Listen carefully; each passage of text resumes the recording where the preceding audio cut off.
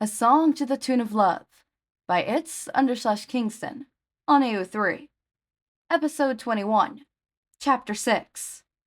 Outro. Mind getting the door? Toga gestured to the bags in her hand. Yeah, thanks for carrying them up, and paying for them, and inviting me over. She twisted the doorknob and walked inside ahead of Toga. Now this is what Uraraka was expecting from the entire house. Knives were hung across the wall, all in varying color and blade structure. A few looked too big for Toga to comfortably wield, and Uraraka wondered if they were there for decoration. Across from the door was a window, and under the window was a wooden desk. On the desk sat a test tube rack, 6 slots in total. Every slot housed a full vial, sans the empty one on the far right. They were all color-coded, just as the vials in Toga's pouch were. When the light was flipped on, Uraraka confirmed that they were in fact blood-filled vials. Don't worry about it, Toga said as she dropped the snack bags onto her bed. What'd you think of my place? I definitely knew this was your room when I saw the door, Uraraka replied, an easy smile on her face as she hooked a thumb back towards the entrance. It's adorable. You think so too? Toga asked excitedly. I saw a bunch of stickers in the mall when I was walking around, and I thought they'd be so cute. Oh, and I told you I'd show you all the knives I've hung up, but I never took the picture. She ran across the room, gesturing grandly at the wall she was displaying them on. Well, I can see them in person now, Uraraka noted. She was less enthusiastic about the wall of deadly weapons than Toga was, but the latter didn't seem to mind much at all. Right, Toga said cheerfully. But it'll take too long to show you all of them, and you've already seen my favorite. So, are we gonna move on to the next part of your room tour? And if there was a twinge of relief there, no, there wasn't. Yeah, look at this. Toga headed to her desk, passing a standing mirror, and unclipped her hip pouch. She placed it down gently before turning and running back over to the bed, plopping onto it. The blanket is so soft, and the kittens are so cute. They are. Uraraka gave her a chipper look. She thought the cats cute, but the way Toga was curled up in the blankets, smiling, made them pale in comparison. Come on. Toga patted the spot next to her. It's super soft. Feel it. Uraraka sat down beside her, but was quickly pulled down into a sort of layering half-hug position, with Toga resting on her side, and Uraraka beside her on her back. Toga's arm thrown across her. Yeah, it is soft. Uraraka agreed. She turned onto her side to face Toga, put an arm around her, and lightly kissed her forehead. What about the window by the desk? Is that part of the room tour? Toga seemed to light up at that, spiraling up from the bed and pulling Uraraka to her feet behind her. Yeah, it's not daytime, so you can't see it, but when the sun is up, it shines through the vials and makes them glow. She crouched down beside the desk, looking through the little glass tubes. I thought you carried those around in your pouch, Uraraka said. I've got multiple. Some in here for drinking. She tapped on the pouch, and some for looking at. They're so pretty when the sun hits them. These ones are color-coded too. Yeah, I could see that. Uraraka worried her bottom lip as she watched. Toga looked over at her, a crease between her brow. What? She asked. Nothing, Uraraka replied, giving a half-smile. It's all from you and the League, Toga said, gesturing to the tubes. Uraraka relaxed, donned a smile. I just don't want you getting into trouble. I know, Toga said, jumping up and into Uraraka. I won't do anything to get into trouble. I felt better than ever recently anyways. Not hungry a bit. That's good? Uraraka offered. It's great, Toga said. Uraraka could feel her smiling against the side of her neck. Well, I'm glad then, Uraraka corrected. Is it time for those snacks and movies? I'm hungry. Toga giggled. Yeah, come on, we could build a pillow fort and stay up all night. And when the sun comes up, I'll show you how the blood is all shiny. Sounds great, Uraraka said softly, savoring the last few seconds of their hug before Toga pulled away, darting out of the room to grab extra pillows and blankets.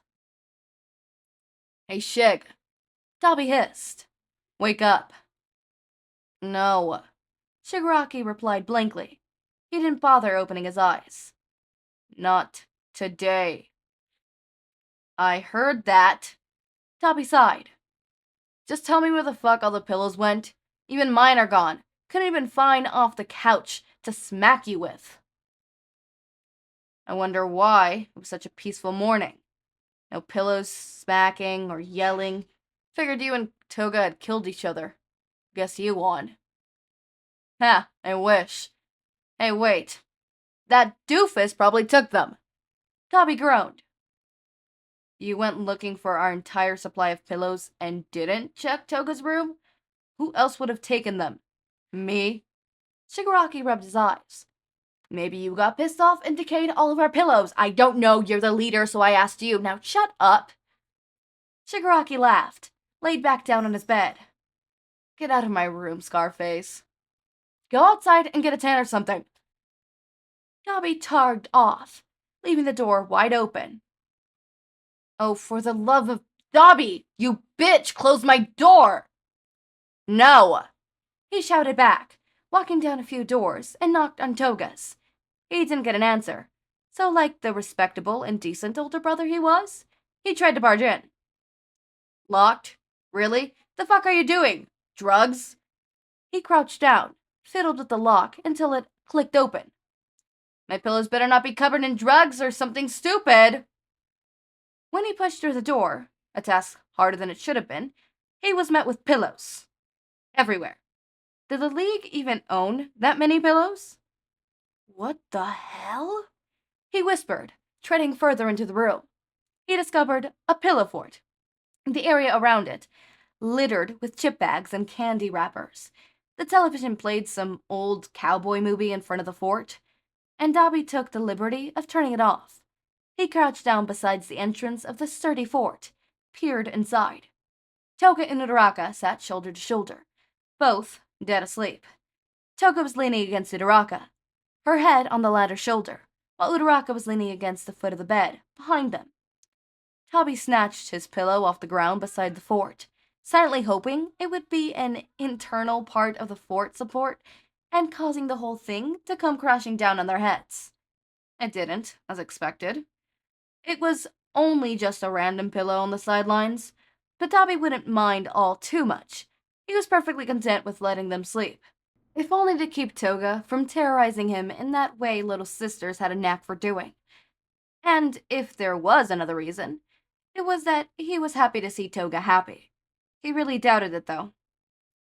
Maybe that hero's right, he murmured to himself.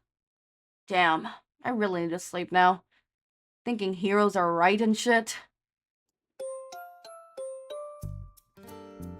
Okay, that was sweet. I love pillow forts. Dude, now that's making me think. I think it would be super cute to make a pillow fort and then have a what's it called? A date like that. That would be so cute. Now that I'm thinking about it. Kingston, thank you for the idea. Thank you for helping me be gay. But, really interesting, really interesting. All of this is super fucking interesting, actually. But I am so psyched for all of this, you know? But, wow. Okay. Next thing I wanted to touch upon is I mean, from even Villainous, right? I love the touch of, found family that you add with the League of Villains. I see it in some other fan fictions as well, but I especially like this, you know, the way you do it the most. If I had to choose one of all of them, I think this is my favorite one out of all of them so far. You know, the way you do it. It's really nice. I really like it. It's really giving family, and it's really giving, specifically with Dabi and Toga, you're really giving older brother, younger sister kind of vibes, right?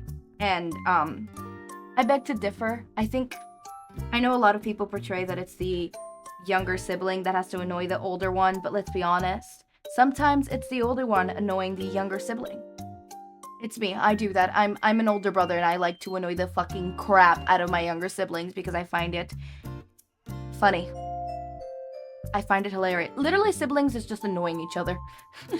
Loving each other, annoying each other, and not letting anybody else fuck with the other. But anyways, as always, my raindrop, make sure to eat, sleep, drink water, take your meds. Have a wonderful day or night. Link to my Discord server and socials are down in the description. Subscribe to see more of my content, and thank you so much for watching.